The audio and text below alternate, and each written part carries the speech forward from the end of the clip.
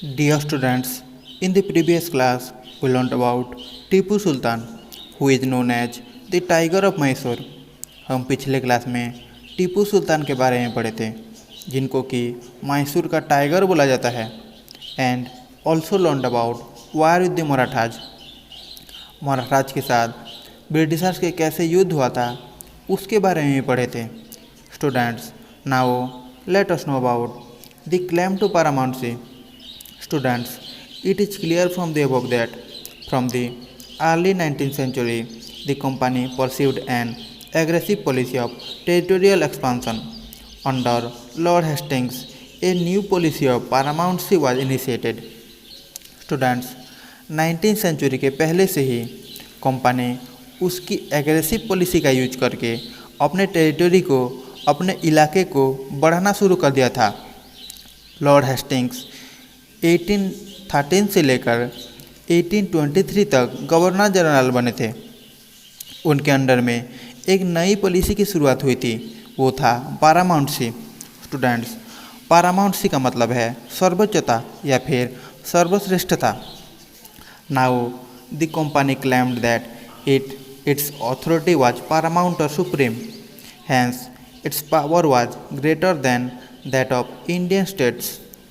अब कंपनी ने ये दावा करना स्टार्ट कर दिया कि वो पारामाउंट या फिर सुप्रीम है, मतलब सर्वश्रेष्ठ या फिर सर्वोच्च है. कंपनी ने खुद को बोला कि वो सबसे बड़े पावर है और उसके आगे बाकी इंडियन स्टेट्स भी नीचे हैं. In order to protect it interest, it was justified in annexing और threatening to annex any Indian kingdom. This view continue to guide later British policies as well. अगर कंपनी को लगता है कि अपने आप को बचाना है तो कंपनी किसी भी भारत के राज्य को अपने में मिला सकती थी. इसके बाद आगे भी ब्रिटिश पॉलिसीज आगे बढ़ती रही.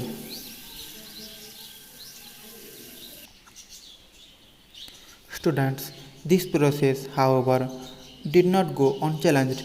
For example, when the British tried to annex the small state of Kittur, Rani Channamma took to arms and led an anti-British resistance movement. Students, ऐसा नहीं था कि जब ये सब हो रहा था तो किसी ने उसको चैलेंज नहीं किया था. फॉर एग्जाम्पल, जब ब्रिटिश ने कित्तूर नाम का एक छोटा सा राज्य को ब्रिटिश के पार्ट में मिलाने को चाहा तो रानी चन्नम्मा ने हाथ में हथियार पकड़े और ब्रिटिशर्स के खिलाफ एंटी ब्रिटिश रेजिस्टेंस मूवमेंट चलाए, ब्रिटिशर्स के विरोध में लड़ाई करे थे. वर्तमान ये कित्तूर कर्नाटक राज्य में स्थित है.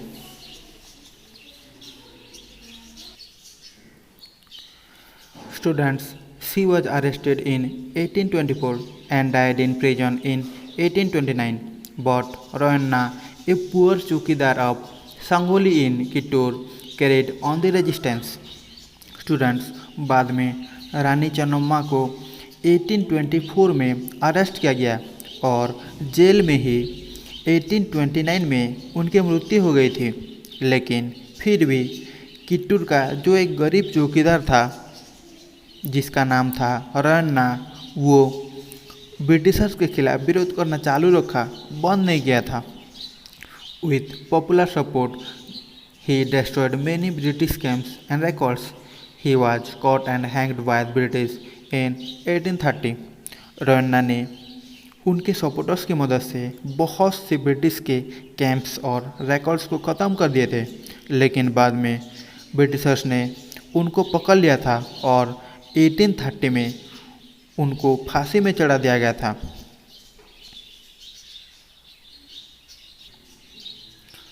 Students, now you can see the figure .11. Lord Hastings उसी टाइम गवर्नर जनरल थे. Students, now you can see the figure 1-2, statue of the queen of Kittur, Karnataka. Students, ये कित्तूर का क्वीन का फोटो है, स्टेचू है, जो कि उसी टाइम कित्तूर का रानी थे. उनका नाम था रानी Channamma.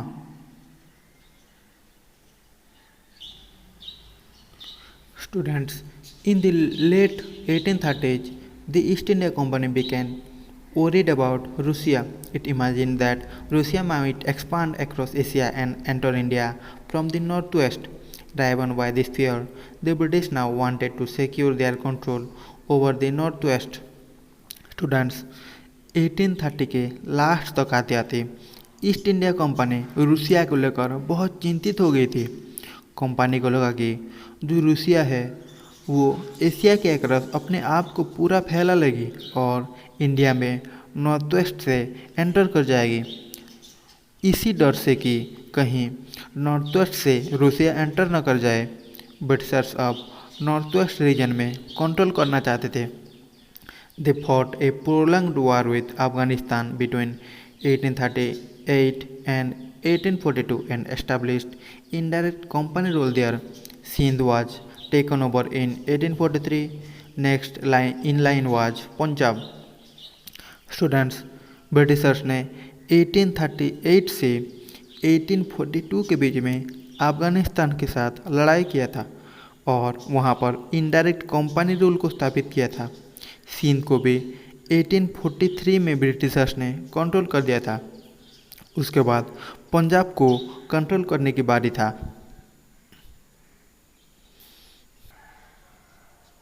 Students, but the presence of Maharaja Ranjit Singh held back the company. After his death in 1839, two prolonged wars was fought with the Sikh kingdom. Ultimately, in 1849, Punjab was also next, लेकिन पंजाब में महाराजा रंजीत सिंह शासन कर रहे थे, इसीलिए कंपनी नहीं attack कर रही थी। जब उनकी डेथ हुआ था 1839 में, उसके बाद ब्रिटिशर्स और पंजाब के बीच में दो लड़ाइयाँ लड़ी गई थी और अंत में 1849 में पंजाब को भी ईस्ट इंडिया कंपनी ने अपने साथ मिला लिया था, एनेक्स कर दिया था।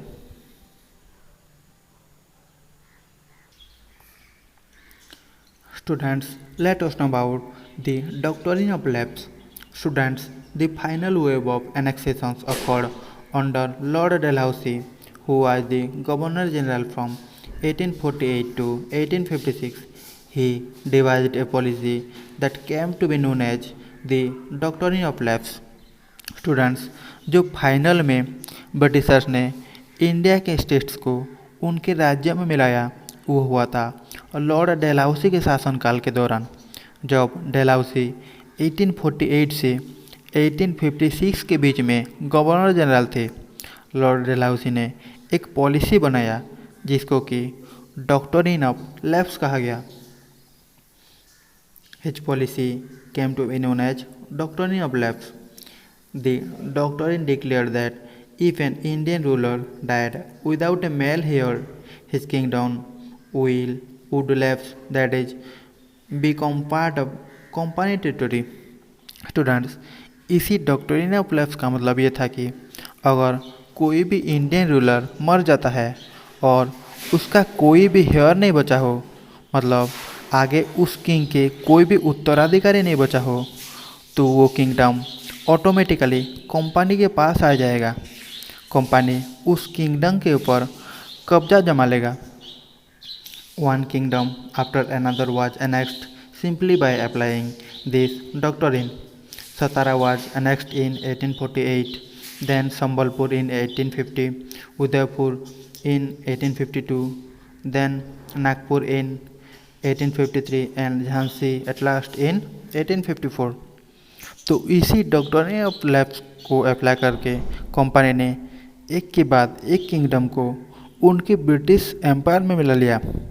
जैसे कि सतारा को 1848 में, संबलपुर को 1850 में, उदयपुर को 1852 में, नागपुर को 1853 में और झांसी को 1854 में। तो इसी तरह से डॉक्ट्रिन ऑफ लैप्स का यूज करके लॉर्ड डेलहाउसी ने विभिन्न राज्यों को अपने ब्रिटिश एम्पायर में मिला लिया था।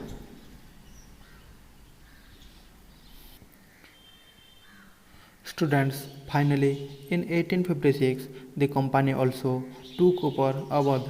This time, the British had an added argument. They said they were obliged by duty to take over Awadh in order to free the people from the misgovernment of the Nawab. Students, finally 1856 में company ने अवध को भी अपने control में ले लिया था। Britishers ने कंट्रोल करने के बाद ये कहा कि जो लोगों के साथ अत्याचार हो रहा था नवाब के शासनकाल के दौरान, वो लोगों को नवाब के कुशासन से मुक्ति दिलाए हैं। तो ब्रिटिशर्स ने कंट्रोल लेने के बाद ये चीज़ ऐड करी कि उन्होंने लोगों के लिए अच्छा ही किया है। Enraged by the humiliating way in which the Nawab was deposed, the people of Awadh joined the Great Revolt that broke out in 1857. Britishers जिस तरह से बिहेव कर रहे थे, जिस तरह से नवाब के साथ गलत हो रहा था, उसे देख के अवध के लोग जो 1857 में ब्रिटिशर्स के खिलाफ रिवोल्ट हुआ था, जो विद्रोह हुआ था, उसमें अवध के लोग शामिल हुए और ब्रिटिशर्स के खिलाफ लड़ाई किए थे।